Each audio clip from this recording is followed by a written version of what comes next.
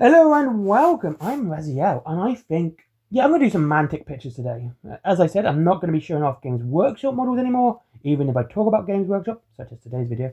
I'm going to show off other models from other companies, just so you can have a look and see what they look like, or just listen to the sultry tones of my voice. Yes.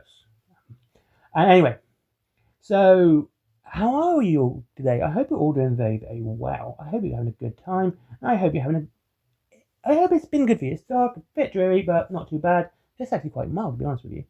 Anyway, point being, I hope you have a good time, and if you're not, stay the course, my friends. It does get better in the end, alright? There is always light at the end of the tunnel. It might sound cliche, but I believe it, and I know you can make it through. So, here's the thing. Black Library books, and 40k books, and, well, Horse House, etc. They are generally misrepresented as being deep, and that the 40k lore is deep. I've seen deeper puddles. I'm not saying they're all shallow, okay? And I'm not saying being shallow is bad. For the most part, 40k lore is very shallow. And it makes sense for a lore like this to be shallow. You might have so many different elements, like the lore of the ecclesiarchy. It doesn't really add depth, it just adds explanation to what it is. That's all it is. And if you're going to confuse depth with explanation, they're not the same thing. And that's what we tend to get with 40k. It's a lot of explanation, and it seems deep, but it really isn't. Everything's very shallow and and very skin and very thin. Right? It's not deep. And when they do try to add depth, for the most part, the more complexity they add, the shallower it gets. It sounds weird, and I know it is. All it does is it just makes it complicated. It doesn't make it deep, it just makes it more complicated. And that's it. It used to be deep before they started changing a lot of things, because back in the second edition, third edition, fourth edition, there was a biblical allegory of the Emperor and Horus. There was the entire Aldar. They actually had quite deep runnings and how they worked. It wasn't just this. They were very much based on Celtic gods. So yeah, there was more depth then because it made sense. And they could have kept it, but they didn't. They changed everything to suit, I don't know, whatever reason. I don't know what the reason is. They made it easier to read by removing the depth. And not only that, the more they remove the depth by adding complexity, that's the one, complexity, they kind of either make the character stupid, or they think you, the reader, is stupid. And here's just a bit of an explanation of just how bad it's got so far. And I know this sounds weird. If you read the Warhammer Adventure books, I know these were very much stuck on and not very happy with, and yeah, it wasn't great. They're fun books, they're enjoyable books, they're very shallow, like I said, and they're actually more violent and gruesome than current books. And that's kind of one of the problems. If a book designed for children is more violent and, more gruesome than the adult books, you have an issue. And that's just the thing. And that's one part. And then there's the stupidity part. Like, they do think you're stupid. And they treat their characters like they're stupid. I'm not saying they can't write good characters. Well, or they couldn't write good characters. We're talking 3-4 years ago, or even 5 years ago, we had some great character books out. We had Lamartes, we had the Dante book, we had the Yarick books. These are good character books, okay? We had like Perturabo and Magnus. Again, 2 fantastic character books. And now they don't know what they're doing. We've had John Grimaldis change from this really decent, cool character to, I don't know, a simpleton, an idiot, and I don't know.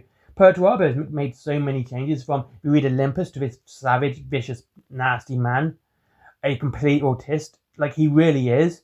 And Guy Haley actually made you hate him at the end, which made him a great character. If an author can make you actually have a distinct emotion towards a character by the end of their story, they've done a good job, okay?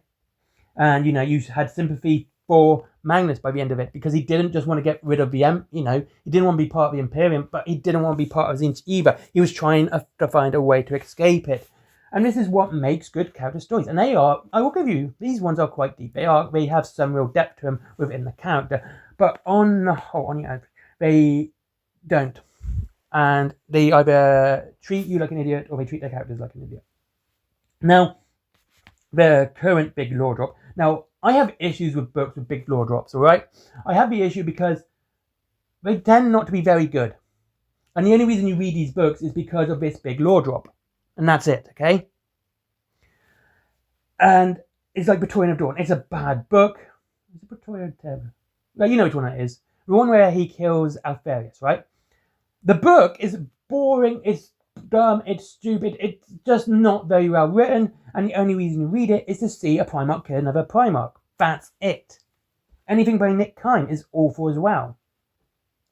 And you get the big lore drops with his book, and then how it just shows you what's, you know, that Vulcan was a perpetual, and, you know, what Conrad Kurz was doing to him to kind of see this.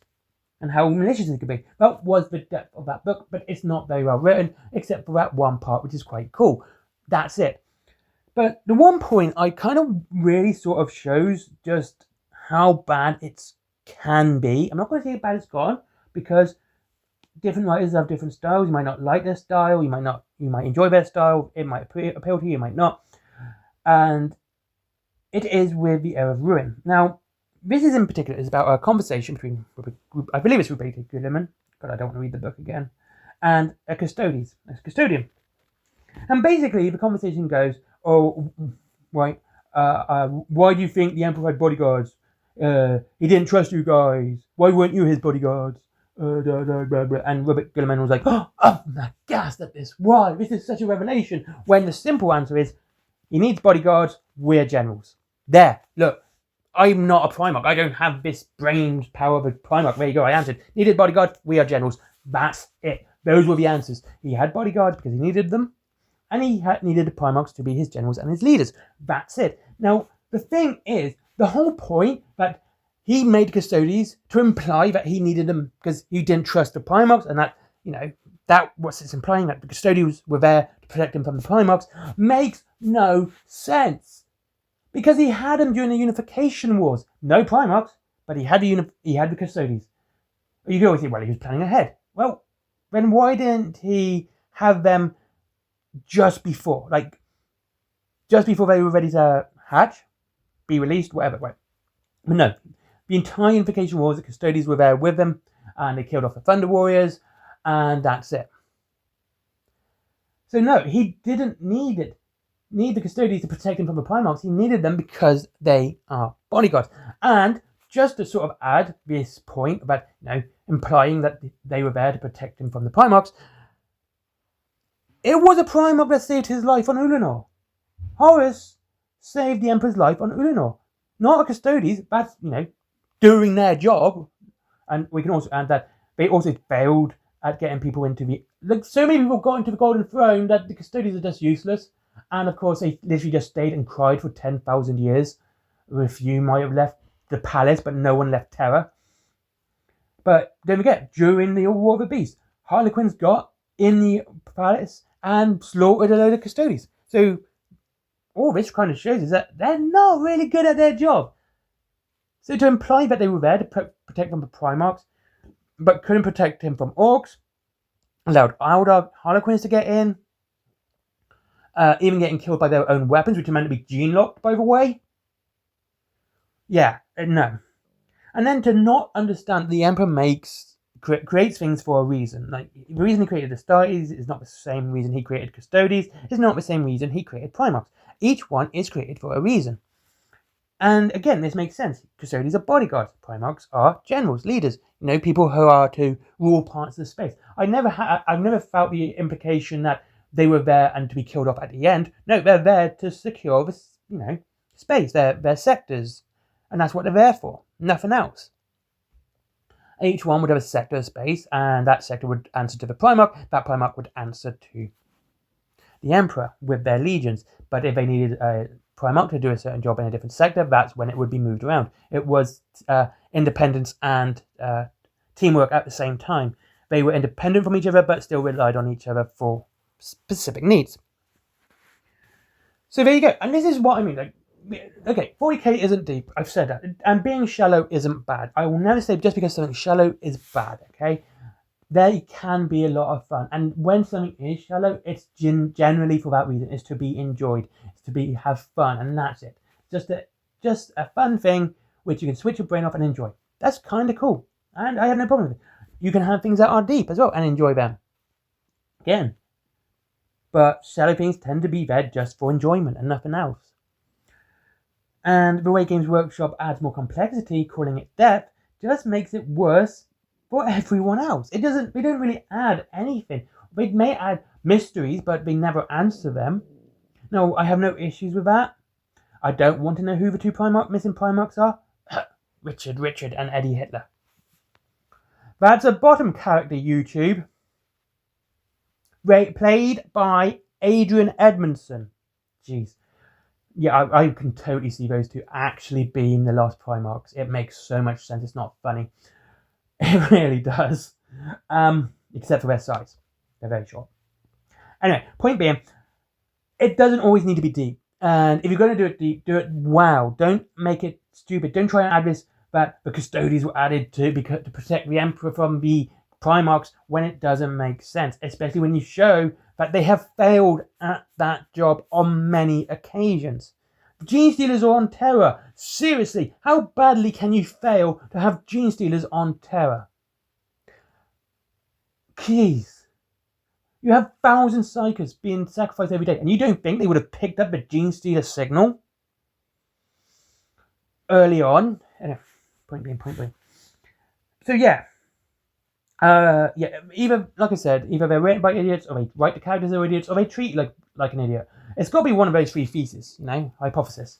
And I can't decide which one. And look, I'm not hating on it because a lot of books are enjoyable. I'm just stating the obvious here. But yeah, it's not that deep thing. And when they try to make it deep, it doesn't work out. It just makes something seem stupid.